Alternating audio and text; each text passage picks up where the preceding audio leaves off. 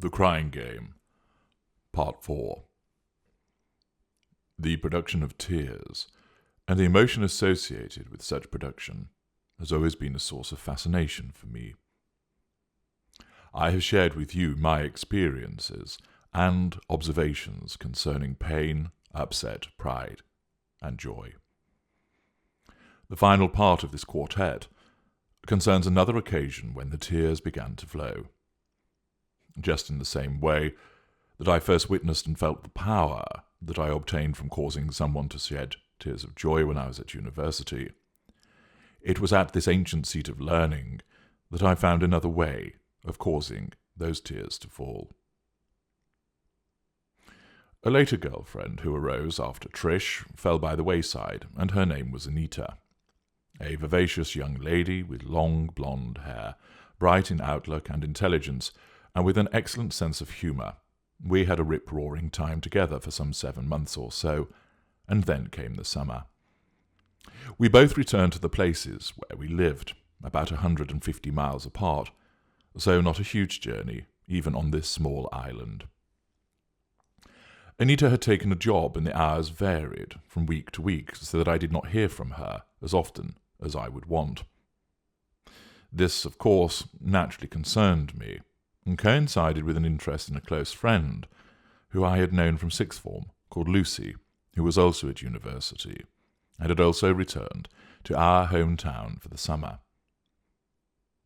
We began to spend quite a lot of time together, and I found that her attention to me put into sharp focus the less attentive approach from Anita. I knew that she was busy with the summer job that she had taken, but despite this knowledge, I resented her failure to keep in touch with me as often as she had promised to do so at the end of the academic year.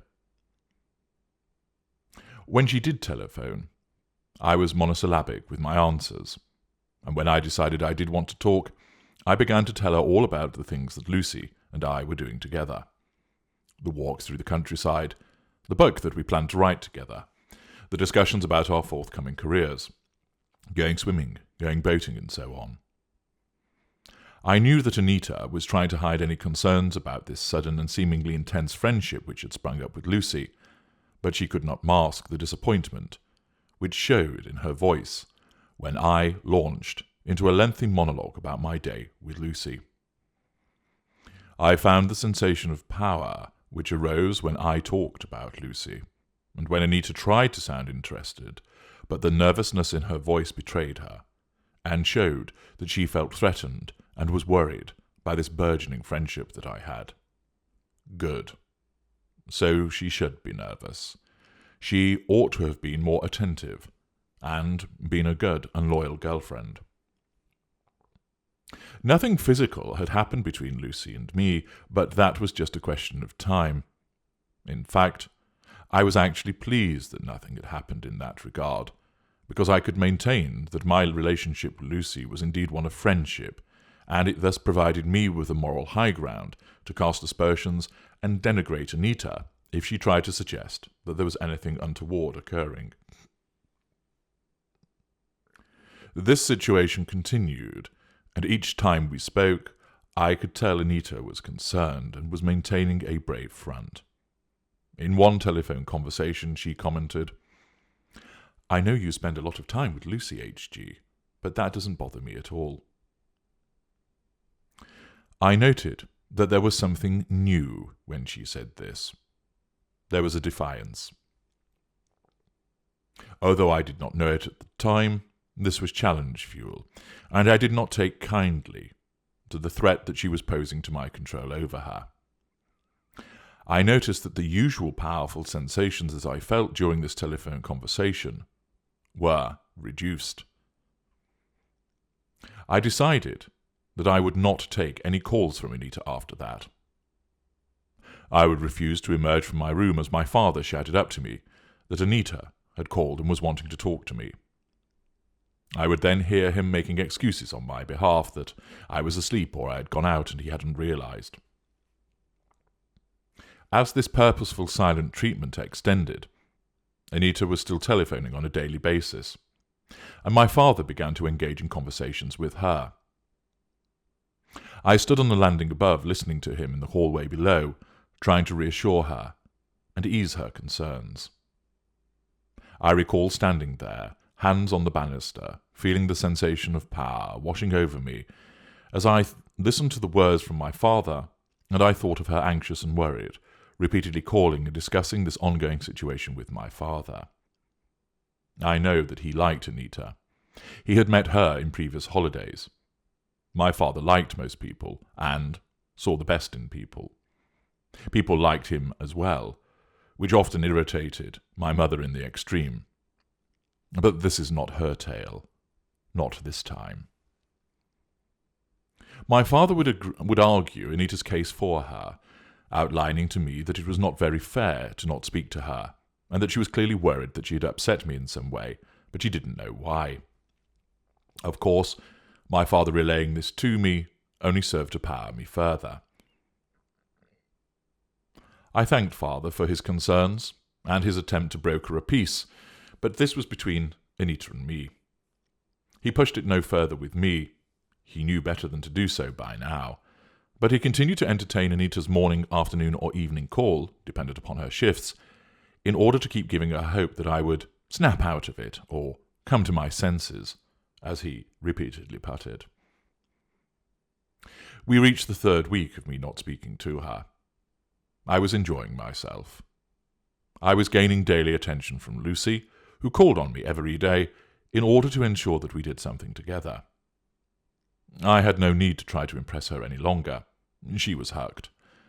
I was also, of course, gaining the attention from Anita as her telephone calls and consultations with my father continued. Sometimes I was in and I listened. Sometimes I was out. And my father left me a note, advising that Anita had called. It was satisfying.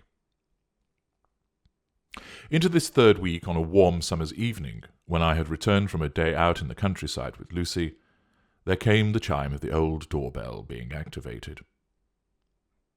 I was alone in the house, and I made my way to the partition door and stepped into the porch. The large wooden door had a diamond pane of glass set in it which enabled me to see who the visitor was. It was Anita. She had turned to look behind her, no doubt enjoying the wonderful view across the fields as they were lit up still by the sun. I ducked back so that she couldn't see me. The power began to surge through me once again. She had travelled to see me, without warning and knowing that I was not speaking to her. I noticed that she had even appeared with a small suitcase as well, in the hope of staying. She clearly did not want to let go. I was delighted by this. She had learned, hadn't she, that she had been failing in her attentiveness to me. By administering this powerful silence, something which, of course, I had seen wielded by Mother Dearest, I had caused her to realize her error and up her efforts in respect of me, resulting in her disrupting her working schedule and travelling to me. To have her do this showed just how much I mattered to her, and also how effective giving her the silent treatment was. I punched the air, with the powerful sensation still rushing over me. But there was more. I let her ring the doorbell again, and then I opened the door. I stood looking down at her as she stood on the 2nd step. She looked at me, eyes wide in expectation, but a nervousness about her too. She said nothing as I looked at her. "Hello, Anita," I smiled. "You have no idea how happy I am to see you on this doorstep again. My goodness, I have missed you like you wouldn't believe." I expected her to laugh, or at least to smile. But instead, she burst into tears, her attractive face scrunching up as the tears flowed. "What is it?" I asked, foxed by this response. She stepped forward and placed her arms about me. I reciprocated as she squeezed me tight, great racking sobs coursing through her. "Oh, HG, I thought you'd had enough of me, that you didn't want to see me anymore." "Of course not. I just needed to do some thinking about things, and it made me realize that it's you that I want." She lifted her head and looked straight at me. Really? Of course. She started to cry again, a smile breaking through the continuing tears. HG, you have no idea what a relief it is to hear you say that to me. It was then that I understood. This tearful display was born out of relief. Relief at having the silence broken.